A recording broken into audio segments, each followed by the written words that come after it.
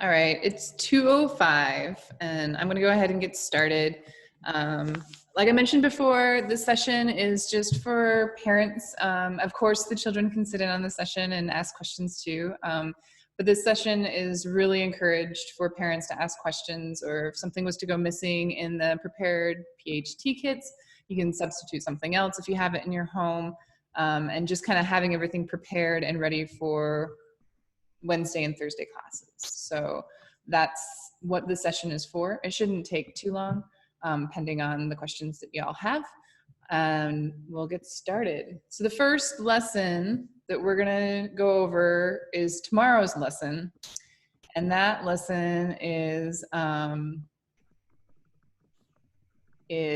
the My Little Sprout House lesson. So if y'all can see that, this is the document that's in the Google Drive. And it's just an outline of what we'll be covering. Things to know in this document is I get my content from various places online. This specific specific class is teacherspayingteachers.com.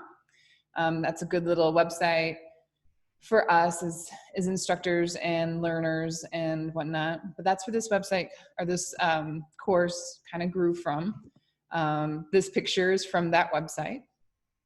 In the ingredients section in your prepared PHT kits, we kind of used them last week, but you'll find a small Ziploc bag, and they look like this.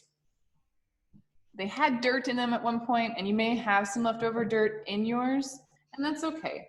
But you should have a small Ziploc bag. If you need to get a new Ziploc bag, a bigger one, like a sandwich bag, would probably be the biggest I'd want to go for this project. And then you also have a size that's in between the snack and the sandwich bag, and this is holding borax, I believe, for another project that you could use in your kit as well. If you did want to use the snack bag that the dirt came in from last week's project, from the lettuce growing project, you can just put that dirt anywhere else. We'll be using that dirt in a different session with seed bombs. So just know that the dirt will come back, but you can put it in a different container if you need to use the Ziploc bag in your pack. The other things that aren't in your pack that you will need this week would be a paper towel and a bowl of water. I've just got this little Home Depot container, but it can be any bowl of water. Working with the smaller children, I really enjoy like Ziploc containers. I'm gonna show you the one for my lunch. So like something like this without my lunch in it. But I like the plastic things because they can get thrown, they can get dropped, and no one's gonna be hurt. It's just gonna be a bowl of water on the floor. And then another thing that you'll have in your packet from PHT is this like little Sprout House coloring sheet. And you can go ahead and color that at any time. It's a fun little sheet.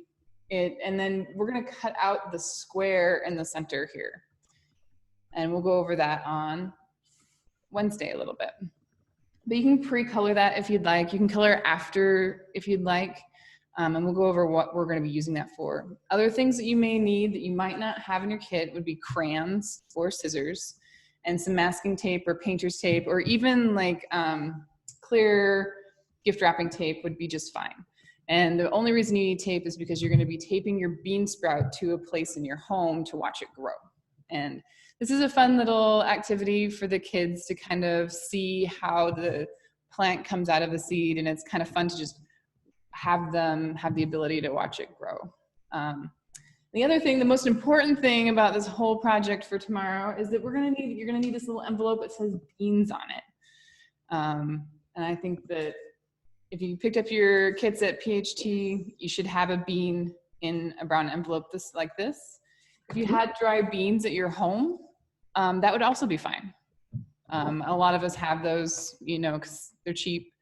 And if you're like me, I have so many bags of dried beans. And I always think I'm going to make my own thing, my own refried bean recipe with soaked beans from top to bottom. And I've never done that. And now I'm just stuck with a bunch of dried beans. So these are the instructions that we'll be going over together through this session.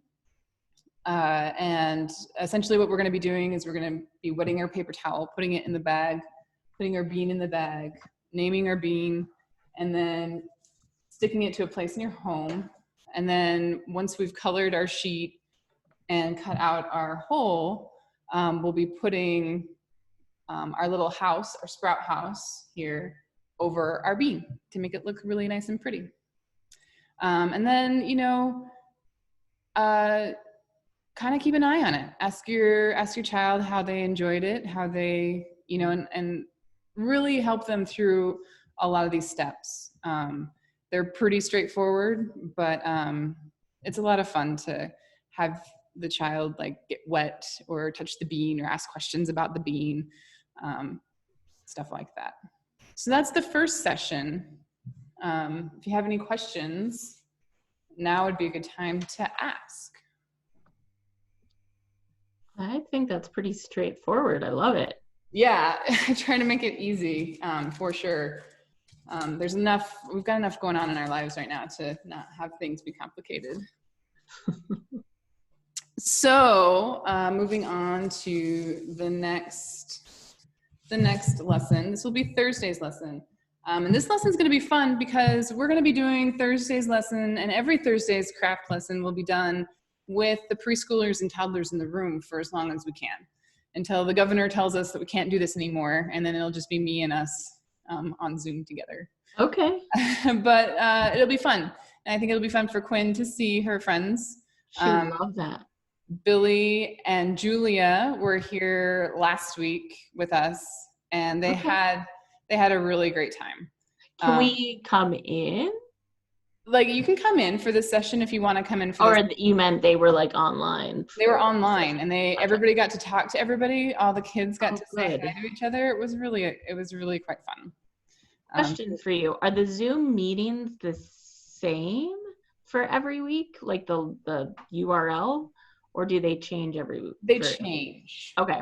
They do change. Even the reoccurring ones, I believe you're invited to each of those as like a section, but I believe that the URL changes from week to week. Okay. That works. And I'll try and send these out on Monday. My yesterday got really clogged up with my other job, and I didn't get an opportunity to do that. So moving forward, look for these Zoom invites and emails on Mondays. Okay. Thank you. Yeah. So our Thursday session is we're going to be making fire breathing dragons. And I just like dragons. So I think that they're magical mystery creatures, and I very much enjoy them. Here's the lesson plan for fire breathing dragon. I got this project from onelittleproject.com. And our dragons are not going to look this neat by any stretch of the imagination. When I'm in the preschool room, I really do not like to use scissors. It's just too much for me personally to handle, the stress of somebody cutting a finger or their hair off or something. So what we're going to be doing instead is we'll be tearing our flames instead of cutting our flames. And that's perfectly fine for me. Okay. So they won't look as neat, but they'll still be pretty fun and cool. Items that you're going to need for this project will be a toilet paper roll, and you should have this in the kit you picked up from PHT. And if you don't, use some toilet paper or cut down a paper towel roll. That's also just fine. Okay. Another thing that you will need for this project is construction paper. You should have gotten a packet of construction paper from PHT that's cut about half of the size of a piece of 8.5 by 11 paper. So you'll need that. You'll need some pom-poms for the eyes if you want pom-poms for the eyes. And you should have gotten like a bit of a variety pack of pom-poms in your kit. Mm-hmm. So go ahead and you'll want to get those out for Thursday.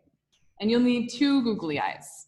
You should have several googly eyes in your kit. And, I encourage the children to think of a monster or dragon that has more than one eye. Just because you have 2 eyes doesn't mean that your dragon is limited to 2 eyes. So you should have more than just 2 googly eyes in your kit. And just because you have 2 nose holes does not mean that your dragon has just 2. Maybe your dragon has 3. So I like to kind of encourage that imagination as much as I can. Okay. Another thing that you're going to want to find in your kit, I say red, yellow, and orange tissue paper, and we used a lot of that last week in our rainbow making kit. And this is for the fire part. So there is some gold probably left over in your tissue kit, but you know, your fire-breathing dragon, the fire doesn't have to be orange or red. It can be, you know, blue.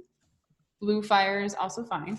But this is another spot where you can encourage your child to be as creative as possible with the colors that you have in your kit. There. You'll need a glue stick or some Elmer's glue. That is unfortunately not in the kit that you got from your PHT. I like the white Elmer's glue because you can stick the googly eyes to the pom-poms with the white Elmer's glue. With a glue stick, it's a little bit more challenging, but that's just me. So you will need that.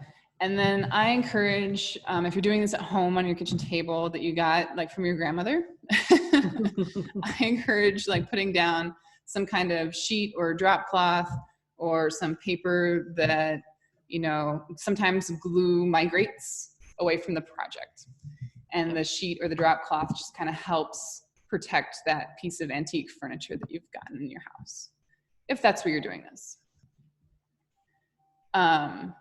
And then here are the instructions for what we'll be doing tomorrow. This document is in the Google Drive if you want to look at it a little bit more carefully. And really the instructions are, if you're doing this without any guidance from me or you know, a session without the Zoom session, it just kind of goes step by step on, you know, how to be creative. And I know you're a parent and you're an awesome creative parent, but this is just to kind of reassure that creativity with your child is important. Thank you. I appreciate that. We did the lettuce planting project because that was your Tuesday or your Wednesday project. Yeah. Kids weren't there, but we did that on Saturday with Calvin, and he really liked watching the video and doing it along with the video. Oh, really? That's good. That was that's uploaded good to on know. YouTube. Okay. So if you're not available at the time, but the class is happening, the fact that Kelly puts them on the YouTube channel is really cool. Calvin liked it. Thank you. Okay. And then we'll be taping our flames to the inside of our tube or gluing our flames to the inside of our tube. And once that glue is dry, well, you can, you know, send it off with your child to be a fire-breathing dragon in the backyard. Love it. So, and then all you have to do is blow through the paper towel tube or the toilet paper tube and it'll make the flames go crazy. It'll be fun. Very nice. Okay. So those would be the classes that we'll be doing this week.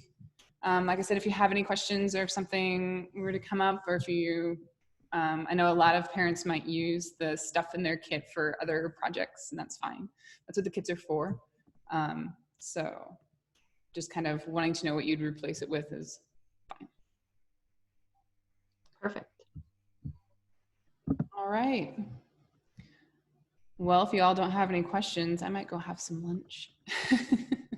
Enjoy. Lunch Awesome. sounds And Quinn, delicious. I'll see you tomorrow. Quinn, can you say goodbye? We'll see you tomorrow. Okay, bye. All right.